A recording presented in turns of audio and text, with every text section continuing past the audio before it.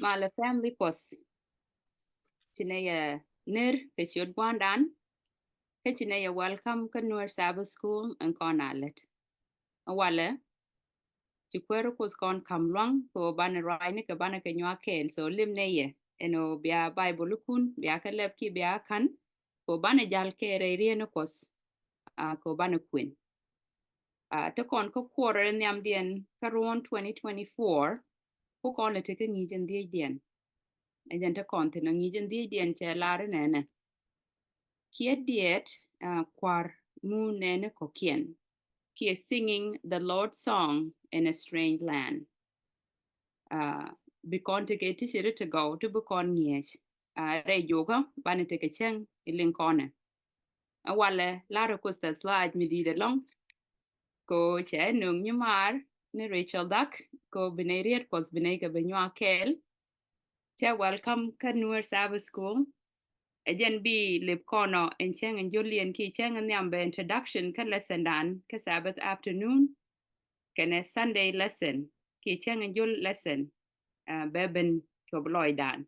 Kamen bukono beling. Ko chalaro owo me chi dora en para ro jalbang. Chikude chakono mundan but charante nika te ro nyal ko bukonte kel ko kwerne Yeshu Kristo. Me cha God Israel cha ka page chaka warga wonene wije ti yentena pala ke kwiko bijike bika go ki bimal betetin ka kwaya rodun ka lade dul kun ene gwazi ji kut kon chaltinone bukon kwere kus bukon ledeka so wale cha kus cha latas lach ken gwazi me benyimar re lede kus be welcome ko bukon ben introduce ka lesendan. And his sister, Bia Yeni Yek was Kel, the Quero was better Kel, Gajika Chiloida Ted along that you hear. Ling na yi go along. Amen. Welcome. Gua chỉ nói đấy sẽ điều giờ đấy sẽ đoán sẽ để cái chú làm cái có điều đó đâu cái miết chỉ nói đấy sẽ cái chương mà cô chú có đời là cái nó ban ba cái mal cái ban siang cái mal cái bữa con riết bữa con cái bữa anh cái ta ăn con tin vi mòn mình siang jal ngay sa đàn jal cái có rồi wa mẹ chỉ nói đấy gua chết cái mình chalat sister nhau anh nó rồi con của mình đeo con cột quanh rồi thế cái mình bây giờ de kot kia di waten to kore regne shogen batit ki dong banatit en news kon melat kon re jo kan mene da kon kwen ka dit di David shoko koru de jen jok wida baraw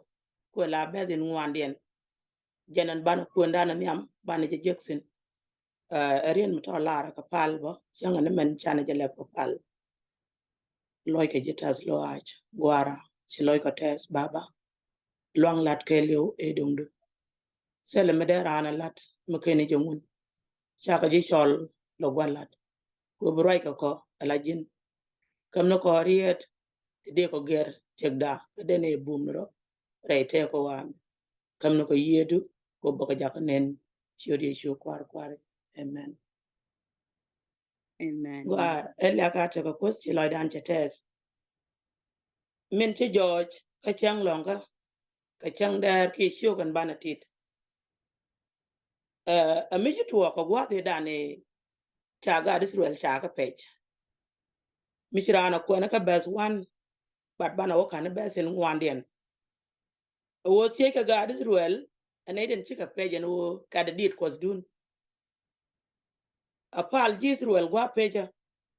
chaka laro ka de Diit kos dun ariya de mo berar kane den peke shit ka yuang kata ande ko na linka je dere lo no mi aji page ka jin ngadi je ti ko kos tie ke ni ji kos du jane ka ko wo mi ti ko tie de le jaka page je jenta ande riya den cha ti ga Israel dere joy ke je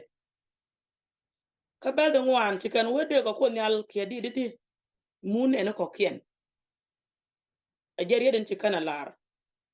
de ko Kuɔth Nhial kula ke di muun ene to ko kiɛn ko riya de moment ti ke jaga ka e yuang puchit ka tan chalat ke je mi cha ka pe ke Babylon te jalo an mi di tere dien mu gor ke mi tie ke Diit ke je a gwantar chere mi yongo no kos ka nyu de je longo no mi pe joy ka shar ga ni trwele no to ko tin ki se lokos na me ko le ben ka kon bo chet ka min ci sister nyo na wona dere nyos kon no kon to kon re teka mi ko kon paitin re ro le dial to gol chen kon kam win teka ta lo aj mu ngut mi de kon nyos ko kwi ko dan a chen to kon re ro mi da jando be de kon raja me la ro ka je teka ta lo aj mi de kon nyos ko kwi ko dan chen to kon re ro mi da dien a jando pen cha gur te kon nyos na me ka je ka to gel kon la rol ti shuch kam win đúng no a chang chui kon nyu tiak di da kon go bana ko di kwany re wa me ti kedi den cha ke de nyim andan o dora me chia dora kon per ne ne ro jal bang re ring ne tan sin duo ben be gare ga long o wan gwan jeng ne je mi de kon ko so wo gwade ki de kon ja ka tesin cha joje no chi garis ruel chi ka Diit chi kana kit me chi ga nyur wi yer gwade cha ka petin chi ko dian kwany amena kon bo en wale tim chiugo me ja kono long en wo kiɛn Diit Kuɔth Nhial a chang to kon re rigne chana Kuɔth Nhial pwany ka Diit chi chak dina lada long duo mo wong en wo mo kwen kor wany ne kos ki kwen ran puk dina me chi de kwen ka peng mo ber a bete che nyusi jinti re rol mo don akal mo gwam la dida kam kon chang ti cher kure chuja gwaden chi wo ka lya Kuɔth la te mi nyu de jino wo jinti re gwan miri le tin ti re rol mo rol gwan jeng rol mo te ka lia rol mo te ka kore rol mo te ka jas la chak dina news re rie ni kenen wo bana ko di kwany re rol mo na ma ajenen cha news kon ka chang lo ka chang der ke shogan bana tit en wo lyak na kus chang do ko re rol mo do dien chang do kon wi mon mi yak ngona ka mi kam na kut point ko jenen gor gwan jeng ne je o chi te dan na re che mi cho ko nyal che de la kwany ba jo jen wo se la kus kel ko kon cha kon lo ka long ke rie tu ngwan tu dong de George re nga je dan ki ngas dan won yamen wo to kusin bat chap gwan jeng ne wo bana sol ke lyakos chi ke Diit kara charan cher ke ji apal ke lyakos mi char je ko jatin re ko du ngudu ka mi lyakos chu gwan jeng ne ja ka paro da lyak ko wo mi ti ka re ka bi chu lar se la kot na me je ndo be dong de ko na tit ki de ko na leng ka introduction ki shogan tiet ko wich Rachel Sabbath kene me ka shangin kelien ba jaran nyam ka shangin kelien ko kon ke je lar din tin jiak ngude lad ni men pilot jo ku je me nin tin jiak re ni tin jiak to kus kel ko kon ki che to kel ko kon katan cha gwer na rach e chek din de kon kun ka jendi de bidbo shoga jan bara wudo ngwan baten wel badak dien o woka jandang raw wudo raw ba men kwen men cha nyos kon ko shoga me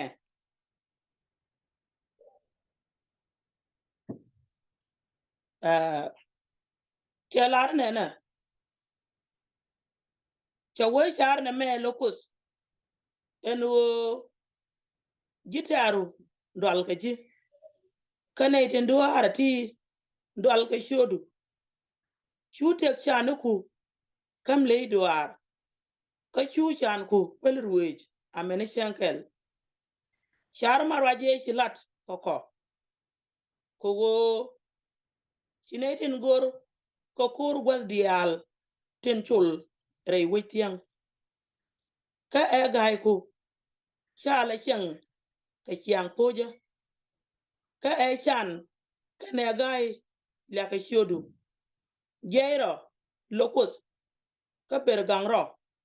ka sharen wo shadol ene di duar ka shen ka lew la rede me ngode loja ka min pai kona la tema rede ci kon ko kwante ka Psalm 74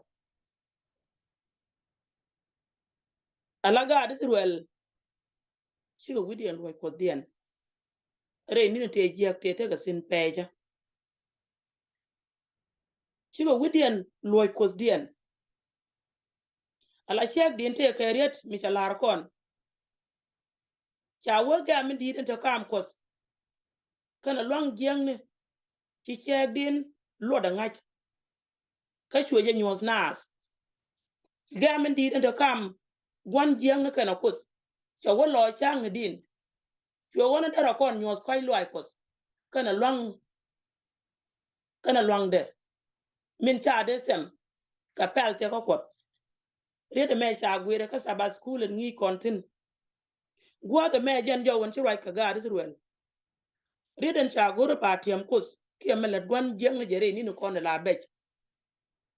chet ka jo won chala de no shaitans mo jo ko rek ko wo de ko nyal denies rey loy dan min gore iyere e chian ko dan gor gwan jeng je no de ko na deny sho tele ko tin bat ko ne la ne ko ba ngot ka mi lar ko ne gwa kut re ni ko den je ki bana ko tu palwe a jenen gor ke a gwan jeng ne kam gama de ko kus dan o de lar tele ko gwa de me ci ga disru wala gor bi ga roi ko kus ke ci shag dina gor no ba roi ko kunyal en o kon men de ko lare ya tim shodu men do rar shu ja ka dal ke ene de la jitara na me gwa ay long karan ko gwa den chu jire ni ku ti jek min ci jek mi jel way kunyal en o kana ka ku shodu du ci mo long le ne ka ki mo gwa mi dong chelet ke ji ber tim shodu me do rar na me kunyal aro da jeje ka ba wora be shukan ba ko be ter la kudro da je ka kwi shodo de mendorar ko bene ka lwak reering ni ka ni de je ka kan tino ki ni baj baj jeri den cha gor tiem ka o jite aru dal ka ji eno ba kon mo irek e duo milagwan jeng ja on no dara kot kulo wodol ka reidan ka duo ben bane o response ka je reering no kon mi chana response sa la kot bi lo cheten betes ka koran tarka ci che dina nyos kon longa no akor campus kana gwan jeng mo kwala gor ko kon cha kon chuma longa nyos ko kon wo ngai ne jen wo koy loy kos kana lwangde tetin amene pel tiekade rede me cha kon loy kata ci George e ci roi ke yo me ci gwan jeng re dial no ndore iyo chari dial no ndore ka me gor ke wo be chot ko nyal be bendinai gen right kontin re ni ne tijek nin the right kontin te me cheta den ke nin te ci George dore yo cheta den ke nin de kontin re mondan kon la Jesus Sudan ke nuare la gwan jeng ni de beje jaka be ko bab lar no sela ko min tere wo chot ko nyal baaje dol ci ko be George la ko mi la luak na te ke rien mu gwa mi ci ko le nyogo nyos ko na longo no ngai ne je lon ko tesin pale ameni chiang te ko nyal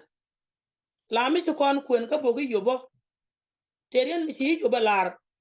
ki chwa je ga George ke yob eno yo poinde a changa ne me ci shuj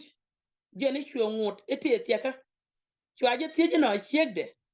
o jin bu ko ngoti ne seka lo yob angu ci ko da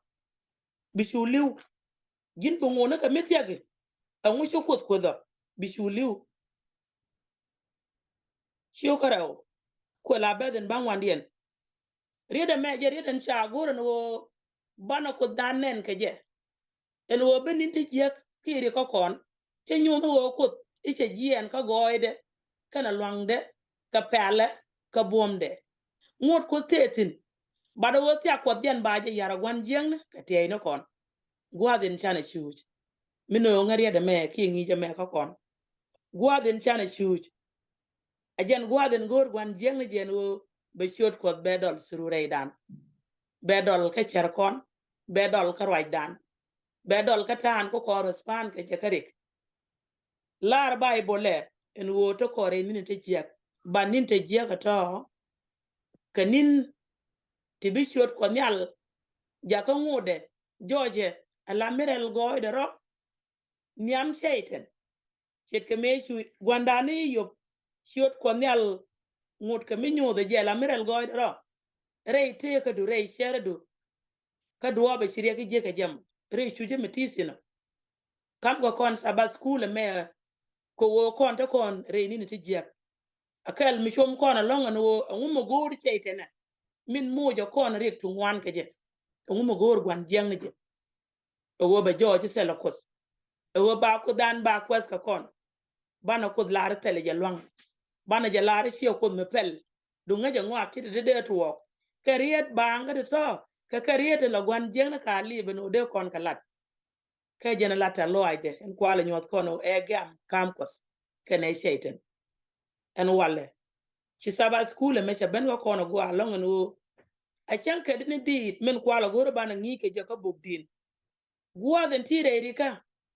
mi ka Diit la min let cheitene la we nyuzi ji waden kwen kon shok dialen shangun la we nyuzi kon ngo min te ka kon e gam sheiten kana kos chariye to go rungwan chako goro pa ka lat kon re ruwani de ti wade me jentan ti right karamindan en ti bugo me gor che nyot kon gwan wo ku jero reden gor ka de kon lar o baba jerodu jin ken shodu me dorar kani la gitaru gitar kos agwan jeng ritem ko kon be ko kon la ne dwight match kor gwandan ko kon gat kot en o de gwan jeng ne dero ko dwight match be dwight match ko kon ajene tu ka lene ne re ka ba ka eden chwo goro no enterente ka jaka na kus ko jen one je ci kon gwandan de kamus terente ka jaka na kus be blat kerie kamran ko kunyal chwo maje yot kus chwe yanga chwo gor babir yot ko suk e kene adem ko wodien ko lus ko nyal ajenen gor shete ne long rete no kono de George kwa kono lwaga riede ti o shal no kus kwane je jogo baken shodu me dorar nyam gwantar je rodu lo ko nyal bagang rodu koni de ti dol kene ata lo a shete mi chana gwanda andinai jenen gor ka bime jeriede me men baloja long ko ngaje je chepen reide ala mi le shete na gor o de ko George sele jalot reiri ka dume titina non ka jiria ko bibilar tele jalot duno jira men sina menen ka lingen wale jogno ko den o jero bergang shudu a shala dol ke shenke lew agwan jeng mi nyu den wo shan serende chukon kor bila kabala kon bana kor bana jakam nga bana jakam kusnyal ba koranter terien mishalar gad zirwelbo kabuk Ezekiel 36 ko labes 22 de chawan baye lwak reire kamete yentin ka kwi chode de min dorar chode min shayar kamrode rieda mbo we kel kane riedi ala chana lati cha kon nyak le rwach ka jen buk din buk din shoka jen baro wida bangwan buk din shoka jen baro wida bangwan te ka ried mishalar kontin en woda George reiran mi pali ke wie gwaden ti ka ried re ninu kuten chuji sin bukona men kwen ka baden die dien a waka 13 bo buk din shoga jen baro wida bangwan sande ni alara jen o pal ko kwiwech mi pali ko kwiwedu chet ka min cha nyos kon ni min da na sister nyon ka ba ko menene lo ko nyal binganyo amene shankel ka bitiye lu pet chet ka mach menene engaindu wuka dor tin kwekeji kana kwar tin chaji pal ko wo chiga sok duel je komnak ka chiga we di andak chu dwar gwano ko le non ko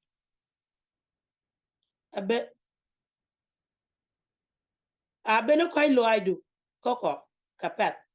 ko wo go ne luako locus Canada ko kuigo ya chodadu ken ko kapeluka ko duar ko kui chodadu alarie de ti keriera misalwang mengajen wo dara ne te ka duar bo metereide te ka misha lat bon wo keri bega ko kon nyu te je bon wo chang dueri kon de ka ring no bat jiran mi chang je joji ti ka duar karing ko Kuɔth Nhial guane jen den wo run away ko kosdu chare de ti belat o kuira mti lo ko Kuɔth Nhial re ni ten bej dere gig ben ko kon ke chang dueri kon bado ngude na lado churai ko de nyoden no ngode berwai ne kon ko Kuɔth chang chana duer lat munda la kon alara no chana duer latin ajenen kwa ko le jochri wini to gol munda ante duer sin munda antos ne natin munda lat ke ni chiang lera alaro lan shadak ke chang ti jiak badan wala kon edin pal ko Kuɔth ngum de kon ko la lar mi se joje no a chang kan chang dueri kon no ko reto de kon ngolar ci roy ko de nyos kon no de ko ren ko dan de no nyuri chog no Kuɔth de kon laare no pele no koka ngaindu a ci penijen koko ala maj minang nei ala kud mi la joje la tiel chetilo de rante ke mi gwa je la tele no waranda ke mi jier mi chang duai Kuɔth kon ko kui dueri kon o ba kula te ka duop mi bando rit ka chian jiek ende kon tu ko duere jen nagran ki ko nagrano ko wogor ko de bran ro kula rit ka duer bu ko ran duet kamisha joje non wale chana ngajin wo to kore rigni ka chiang dueri kon nyut bible kon a ngono kon ko bana ko Kuɔth jen duoben ci right ko de belat ke jogwa de me ngona lo chalna na Kuɔth ka lwak en wo belwako jin chula tim na duer ko pele ko ika chiang badaka ji ko te ka duer michelat ko ngoda bo badaka ne la ne Kuɔth ko wo ter Kuɔth kana gwan jeng ter Kuɔth kana gwan jeng ne roi karan ka je a cheiten jenan kwala woti mrik duar iyop chika la benne ko dong te ka mi cha duire jang Kuɔth me bari ka je e ter Kuɔth kana gwan jeng me baba dek na dor iyop badan wala ko ni la ji dueri ngoda bo bana ben ko Kuɔth dan news di da ko no wo a ben yen ko Kuɔth dun a jenan kula kit ka chagdin de ka roi che bel ke ne Kuɔth bat che bel mo wo ka Kuɔth Nhial metie kon ko de be menene be menene bi ko pal chojo be menene bi ko pal ya dara jo o chit keriet bela baderien ngata ka kon ko wonyu de jen ka bendarar eno to Kuɔth ka lwang ka kandan to Kuɔth ka lwang ka kandan ku kon la wiya tie no baba be menene bi ko pal chiang chi bel mi modot kon lwang Kuɔth ke je e bel mi la kon nyu ni jo ko de no kon ngai ke je jen jira min to ka lwang ber kan ko ber tim ko chugo gwi duer ko a chang chi gwano no ko ji duer bo ber kan e ko kwi chodo ala chot Kuɔth Nhial a general ti diale ka chot Kuɔth Nhial a general ti diale ka karan chang te ka duer si lat chot Kuɔth Nhial a lunya jok ko wo sha bu Kuɔth ba duer beben paleka jene kwa kon la paleka ke Yesu Kristo dara joje kente chu Kuɔth ke chakan dial shiko wo ba shiko wo en bain chu ko da gore be show da team be shek de ka ngwak be je team chu ben ko be show de min gwa be je bari alaka te ka rien mi shi muze je lar Kuɔth me che joje de ko lo de je ka ga rizruel de doar che wo dora ma an be je sum musa sken ba ka wo nyamda atang no ba dor mi jidit be je team ko ji me che ga rizruel ben sol je doar ka let duer yeken terien mugwa mi shu joje no de kon kos gulariet ba ka dara koleng shi mu da rieden wo guadin jin mu wi ka benak jin ji duar jin ko de o kamrar ka Egypt ba ja lara dor wen mondi alen wo biana na ko dien en ankarar jen chawo nang ne ka reda morien mu gwa mi chu loy Kuɔth Nhial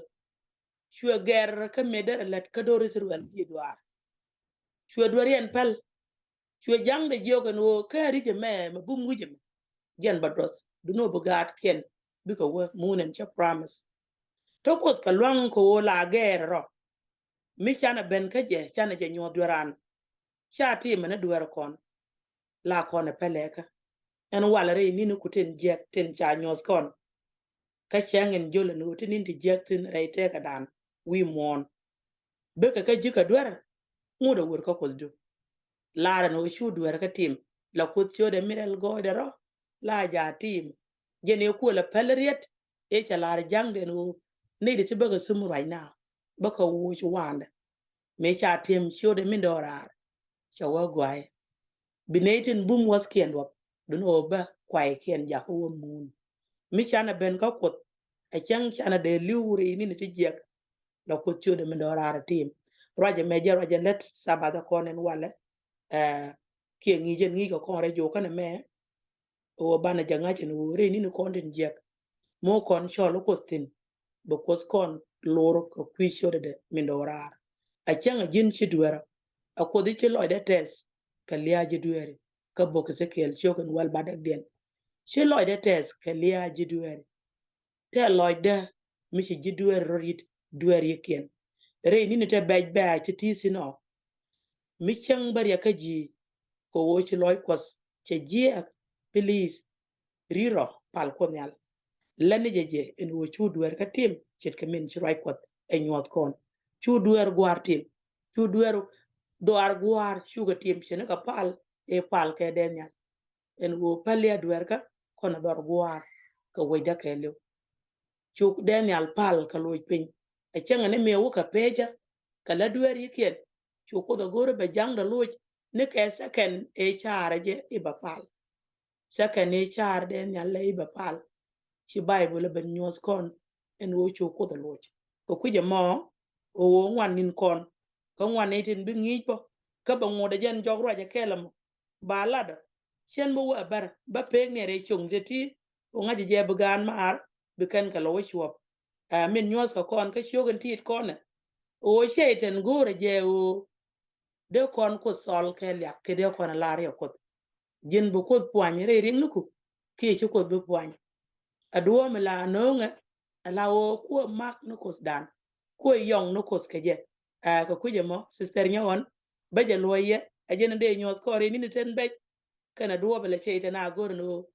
ba charan wo je fish ko kos dan na to ko re gema duno ramin ter koran te ga long te ga pel te ga chiang te ga kana raman wan na rang no shok no ke el yak te ko kos cha loye amen amen wow elyak te ko bandan ke ri chum ga to go de channeling te to ni mandan chi ye ko rach ko ba kon bum re jalana te kon te ne ngode guru balaro amen elyak te ko bandan amen alyak te Kuɔth amen the light me di de long ke ngwa de me ti loy de test ko chane join ke chang nyam dien ke jok en te be ni mar be ti ko be ga ka pal meno ko de bu ko le je ke chang ndo dien elyak te ko bandan no